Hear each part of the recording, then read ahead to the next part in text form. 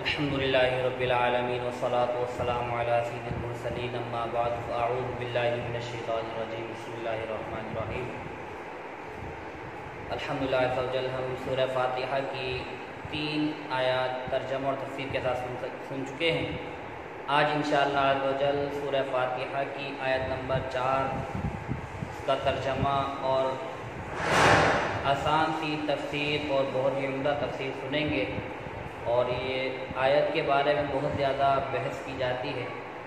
اس آیت کو لازمی سنیے اور سمجھیے کہ اللہ تبارک و تعالی اس آیت کے بارے میں کیا فرما رہا ہے، اس آیت میں کیا فرما رہا ہے، اور احادیث مبارکہ اور دیگر قرآن پاک کی آیات اس آیات کی کس طرح تائید، تفسیر اور تشریح فرما رہی ہے۔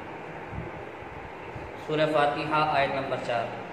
بسم اللہ الرحمن الرحیم۔ ایاک نعبد و ایاک نستعین۔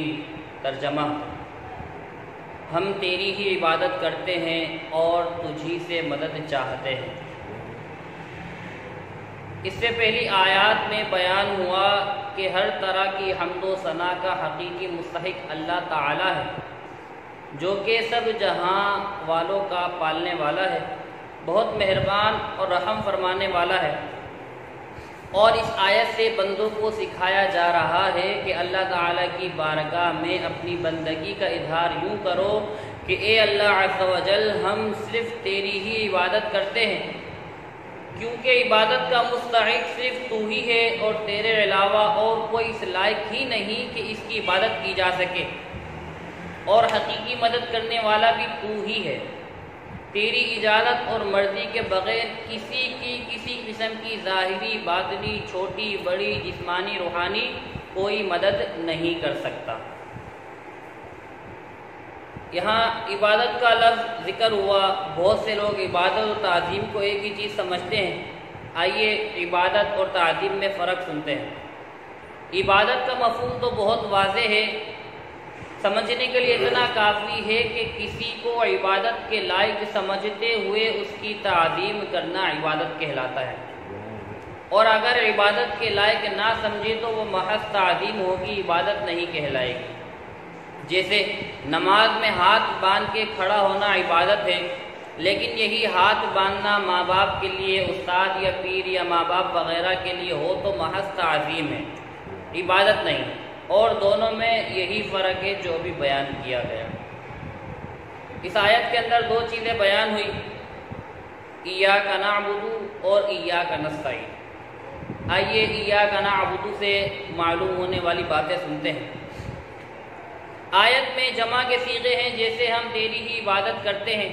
اس سے معلوم ہوا کہ نماز جماعت کے ساتھ ادا کرنی چاہیے اور دوسروں کو بھی اپنی عبادت میں شریک کرنا چاہیے۔ اس شریک کرنے کا فائدہ یہ ہوگا کہ گناہ گاروں کی عبادتیں اللہ تعالیٰ کی بارگاہ کے مقبول اور محبوب بندوں کی عبادتوں کے ساتھ جمع ہو کر قبولیت کا درجہ پا لیتی ہے۔ یعنی اگر کوئی گناہ گار ہوگا، وہ کسی نیکوکار لوگوں کے ساتھ شریک ہو کر نماز پڑھے گا تو ان کی وجہ سے اس گناہ گار کی عبادت بھی درجہ قبولیت کو پہنچ جائے گی۔ نیز یہ بھی معلوم ہوا کہ اللہ تعالیٰ کی بارگاہ میں اپنی حاجت عرض کرنے سے پہلے اپنی بندگی کا اظہار کرنا چاہیے۔ امام عبداللہ بن احمد نصفی رحمۃ اللہ تعالی علیہ فرماتے ہیں، عبادت کو مدد طلب کرنے سے پہلے ذکر کیا گیا کیونکہ حاجت طلب کرنے سے پہلے اللہ تعالیٰ کی بارگاہ میں وسیلہ پیش کرنا قبولیت کے زیادہ قریب ہے۔ ہر مسلمان کو چاہیے کہ وہ اللہ تعالیٰ کی بارگاہ میں کسی کا وسیلہ پیش کرے تاکہ اپنی حاجات کے لیے دعا کرے، اور اس دعا کرنے اور وسیلہ پیش کرنے کے صدقے دعا جلدی قبول ہو جائے۔ اللہ تعالیٰ کی بارگاہ میں وسیلہ پیش کرنا قرآن و حدیث سے ثابت ہے۔ آئیے پہلے قرآن پاک کی آیت سنتے ہیں۔ چنانچہ وسیلے کے بارے میں اللہ تبارک و تعالیٰ ارشاد فرماتا ہے، پارہ 6 سورہ مائدہ آیت نمبر 35، یا ایھا الذین آمنوا اتقوا اللہ وابتغوا الیہ الوسیلہ۔ ترجمہ کنز العرفان، اے ایمان والو، اللہ سے ڈرو اور اس کی طرف وسیلہ ڈھونڈو۔ یہ ہے قرآن پاک کی آیت جس کے اندر اللہ تبارک و تعالی نے اپنی طرف وسیلہ ڈھونڈنے کا ارشاد فرمایا۔ آئیے ایک حدیث سنتے ہیں، چنانچہ سنن ابن ماجہ کی حدیث ہے۔ اس میں درج ہے کہ ایک نابینا صحابی بارگاہ رسالت صلی اللہ تعالی علیہ وآلہ وسلم میں حاضر ہو کر دعا کے طالب ہوئے تو آپ صلی اللہ تعالی علیہ وآلہ وسلم نے انہیں اس طرح دعا مانگنے کا حکم فرمایا۔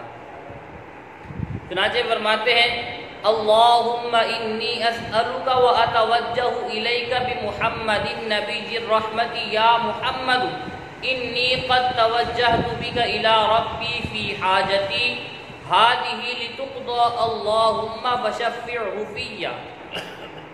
ترجمہ، اے اللہ میں تجھ سے سوال کرتا ہوں اور تیری طرف نبی رحمت حضرت محمد صلی اللہ تعالی علیہ وآلہ وسلم کے ساتھ متوجہ ہوتا ہوں۔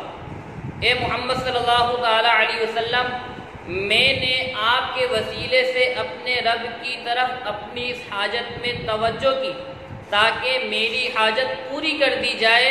اے اللہ، تو میرے لیے حضور علیہ الصلوۃ والسلام کی شفاعت قبول فرما۔ یہ تھی ایاک نعبد کی مختصر سی تفصیل۔ آئیے اب ایاک نستعین کے بارے میں سنتے ہیں۔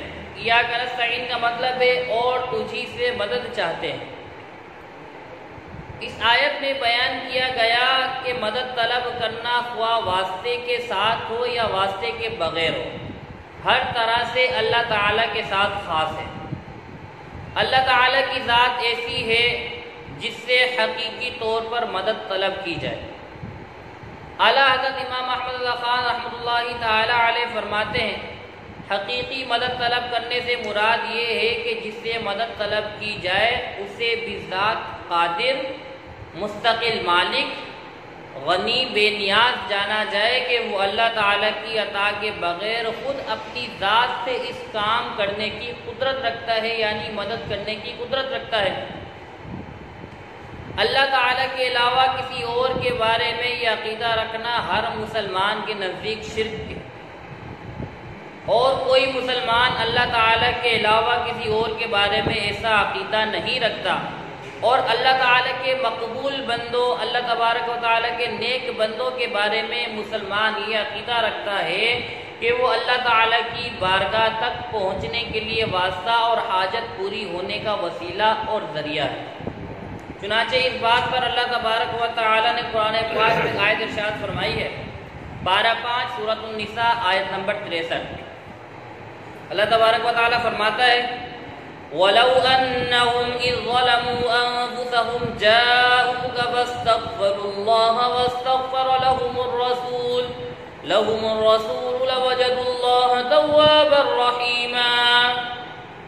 ترجمہ، اور جب وہ اپنی جانوں پر ظلم یعنی گناہ کر کے تیرے پاس حاضر ہوں اور اللہ سے معافی چاہیں اور معافی مانگے ان کے لیے رسول، یعنی رسول ان کے لیے معافی مانگے، تو بے شک اللہ کو توبہ قبول کرنے والا مہربان پائیں گے۔ تو کیا اللہ تعالیٰ خود سے اپنے آپ بخشش نہیں کر سکتا تھا؟ پھر کیوں یہ فرمایا کہ اے نبی تیرے پاس حاضر ہوں اور تو اللہ سے ان کی بخشش چاہے تو یہ دولت اور نعمت پائیں؟ تو یہی ہمارا مطلب ہے جو قرآن پاک کی آیت سے صاف ظاہر ہو رہا ہے۔ یاد رہے کہ اللہ تبارک و تعالیٰ اپنے بندوں کو دوسروں کی مدد کرنے کا اختیار عطا فرماتا ہے، اور اس اختیار کی بنا پر ان بندوں کا مدد کرنا اللہ تعالیٰ ہی کا مدد کرنا ہوتا ہے۔ جیسے غزوہ بدر میں فرشتوں نے صحابہ کرام علیہم رضوان کی مدد فرمائی، لیکن اللہ تعالیٰ نے ارشاد فرمایا وَلَقَدْ نَصَرَكُمُ اللَّهُ بِبَدْرٍ وَأَنْتُمْ أَذِلَّةٌ،